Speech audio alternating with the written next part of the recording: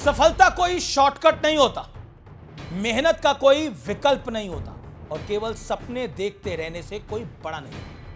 सपने में तो कोई भी खुद को देश का प्रधानमंत्री मान सकता है, लेकिन देश के असल प्रधानमंत्री यानी नरेंद्र मोदी होने के लिए पार्ट टाइम पॉलिटिक्स से काम नहीं चल सकता, because politics is a full time job.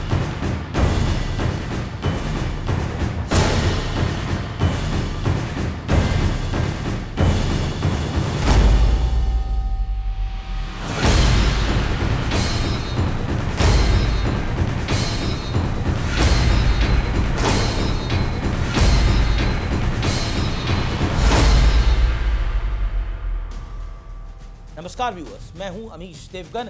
सत्य और तथ्य में आज बात होगी गलत फहमी की। गलत फहमी से बड़ा दुश्मन इंसान का कोई नहीं होता है, क्योंकि घर की पार्टी के 4 कार्यकर्ताओं की तारीफ से हाथ कुछ नहीं आता है। राहुल गांधी कांग्रेस के अघोषित सबसे बड़े नेता हैं और बीते 11 साल से हार पर हार मिलने के बावजूद उन्हें जननायक की संज्ञा तक दे दी गई।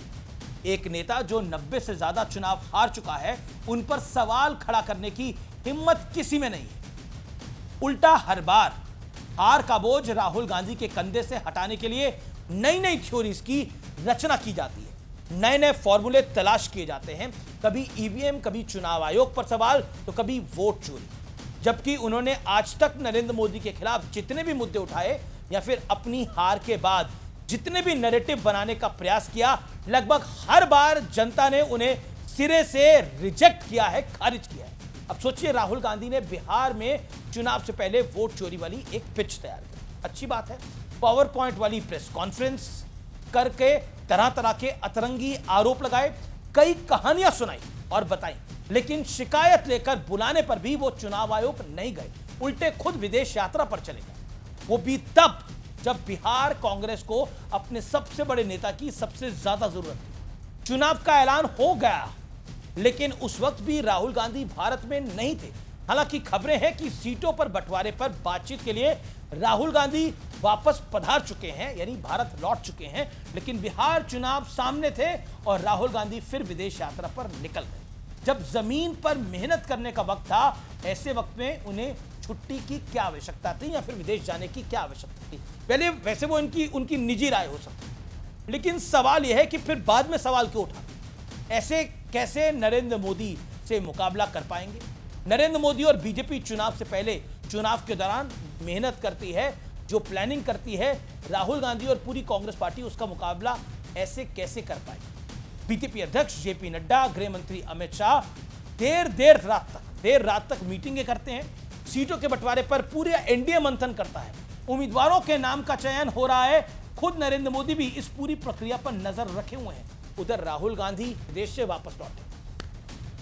अब अगर बिहार में विपक्षी गठबंधन की हार हो गई, तो फिर राहुल गांधी के पिटारे से एक नैरेटिव निकलेगा, फिर किसी पर दोष मढ़ा जाएगा, फिर लोकतंत्र खतरे में की घंटी बजाई जाएगी, संविधान को बचाने वाला गाना गाया जाएगा। ठीक वैसे ही जैसे एग्जाम में फेल होने के बाद एक पार्ट टाइम स्टूडेंट कभी किताबों को दोष देता है, तो कभी टीचर को, कभी एग्जामिनर को। बस कभी भी वो अपने अंदर झांक कर नहीं देखता। और कांग्रेस पार्टी की यही विडंबना है, सब कुछ देखते और समझते हुए भी उस पार्टी में कोई ऐसा नेता नहीं है जो गलत को गलत कहने की हिम्मत कर सके। इतिहास गवाह है कि जिन्होंने पहले ऐसी हिमाकत करने की कोशिश भी करी, तो परिणाम बहुत बुरे भुगते। उनका पॉलिटिकल हश्र क्या हुआ, ये हम सब जानते हैं। कड़ी मेहनत तपस्या की तरह होती है और बीते 24 सालों में नरेंद्र मोदी ने दिखा दिया कि ईमानदारी से की गई तपस्या कलयुग में भी कामयाब जरूर होती है। सोचिए, जो पार्टी सिर्फ वर्चुअल मीटिंग पर आधारित हो, उनकी तमाम मीटिंग वर्चुअल हो रही हो, और फिर जब नतीजे कुछ और आए तो उनके मन में क्या बचे? मैं सिर्फ यही कहना चाहता हूं। फिलहाल सत्य और तथ्य में इतना ही।